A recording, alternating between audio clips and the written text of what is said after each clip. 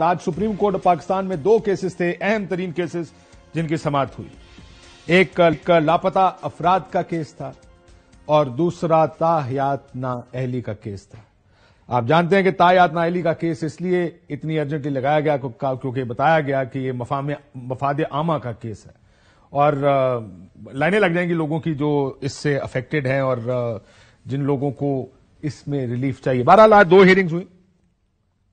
جو missing persons case ہے یا جو لوگ جو پہلی ہیئرنگ ہوئی سپریم کورٹ پاکستان میں، اس میں کہا گیا کہ یہ سیاسی ہے درخواست یا اس کا ایک سیاسی پولیٹیکل پارٹی افیکٹ ہو رہی ہے، اور کچھ نکات ظاہر درست بھی تھے کہ آج آپ ان کی بات کر رہے ہیں جن لوگوں نے پریس کانفرنسز کی جو غائب ہوئے، اور کل آ کے وہ کہیں گے جی ہمارا اس سے کوئی تعلق نہیں، کوئی لینا دینا نہیں، تو کیا کریں گے؟ کیا اعتزاز احسن صاحب نے خود کسی کو اپنے سامنے اٹھتے ہوئے دیکھا ہے؟ شعیب شاہین صاحب نے کہا پورا پاکستان گواہ ہے، لیکن ظاہر ہے عدلیہ نے جو قانون ہے اس کے مطابق جو گفتگو کی جسٹس فائزہ صاحب نے، میں کل بھی یہ بات کہہ رہا تھا کہ عدالت چاہے آج کا کیس ہو چاہے کل جو لیول پلینگ فیلڈ کا کیس ہو، عدالت نے دو تین بنیادی سوالوں کے جواب دینے ہیں، اپنے لیے بھی اور باہر والوں کے لیے بھی۔ کیا عدالت جانتی ہے کہ باہر کیا ہو رہا؟ آج سے نہیں ہو رہا، پچھلے 3-4 مہینے سے ہو رہا۔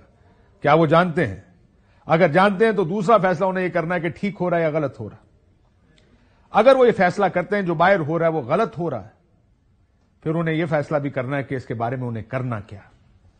اور آسان تو راستہ بھی پاکستان میں آسان راستے عموماً نہیں ہوا کرتے، لیکن کسی چیز کو کہہ دینا کہ یہ سیاسی ہے، آپ چاہتے ہیں کہ ہم جو لوگ پارٹی چھوڑ گئے ان کو آپ کی پارٹی میں دوبارہ شامل کرا دیں، یہ تو چلیں لوگ تھے چھوڑ گئے چلے گئے، لیکن گئے کیسے؟ اصل سوال یہ ہے۔ امتحان یہ نہیں ہوتا کہ نتیجہ کیا نکلا ہے، امتحان اصل یہ ہوتا ہے کہ اس کا پروسیس ٹھیک تھا یا نہیں یا غلط تھا۔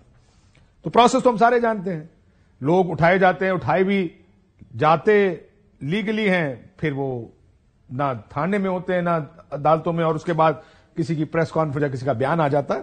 سو it's not a very simple case, it's a complicated case of what is going on. بڑا ایک پیچیدہ مسئلہ ہے جو پاکستان کی سیاست میں باہر ہو رہا ہے۔ سپریم کورٹ کو آئی ایم شیور اس کی پیچیدگی کا احساس ہوگا، لیکن جیسے میں نے کہا کہ آج اور کل یہ دیکھنا ہے کہ کیا واقعی وہ جانتے ہیں کہ باہر کیا ہو رہا ہے اور جانتے ہیں کہ وہ کتنا پیچیدہ مسئلہ ہے اور کیا وہ اس کا حل کرنا چاہتے ہیں یا نہیں۔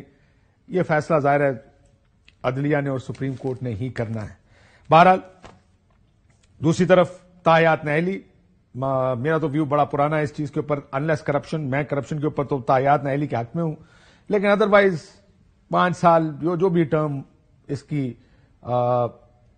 سیٹ کی جائے، 5 سال ہو، جو بھی اب جو اس کیس میں میں حالت ججز جا اسی طرف رہیں کہ 5 سال ہو، تو یہ دس از فیئر انف کہ کوئی کچھ ڈکلیئر کرنا بھول گیا۔ وی ناٹ ڈسکسنگ، ہم چوری کی بات نہیں کر رہے، ڈکلیریشن یا مس ڈکلیریشن یا غلطی سے بھی کئی چیزیں مس ہو جاتی۔ سو مصطفیٰ نواز کھوکھر صاحب ہمارے ساتھ موجود ہیں، گفتگو آج کی ہیئرنگ پر بھی، آج کل جو حالات ہیں ان کی بھی۔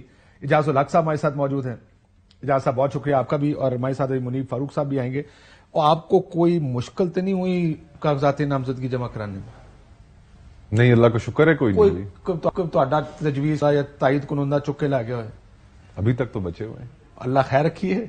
پوسٹر شوسٹر میں دیکھتا ہوں آپ کے حلقے میں پوسٹر شوسٹر تھے، ماما لگے ہوئے آپ کی وجہ سے۔ کوئی ایسا کام ہی نہیں کیا کہ ہمارے تجویز کنندہ اور باقی لوگوں کو اٹھایا جائے۔ کس نے کیا ہے اس طرح کا کام؟ 9 مئی تو ہوا ہے۔ ہاں یہ بات ٹھیک ہے، 9 مئی پہ اب مسئلہ یہ کہ جو کرنے والے جو ملک سے باہر تھے وہ ان کی بھی خیر۔ میں اجاز صاحب سے پوچھتا ہوں، 9 مئی سے اجاز صاحب کا کوئی لینا دینا ہے؟ پتہ نہیں، ان کی تو پارٹی بھی ڈفرینٹ ہے، یہ تو خود ہی بتا سکیں گے۔ اجاز صاحب 2 ہفتے پہلے شیخ وقاص ہمارے ایک اور عزیز دوست، اور اجاز صاحب نے بھی میرے خیال سے 9 مئی سے 2 ہفتے پہلے ہی وہ پہنا تھا تحریک انصاف، لیکن انہوں نے فوراً اتار بھی دیا تھا 9 مئی کے بعد۔ تو ابھی وہ خود بتائیں گے۔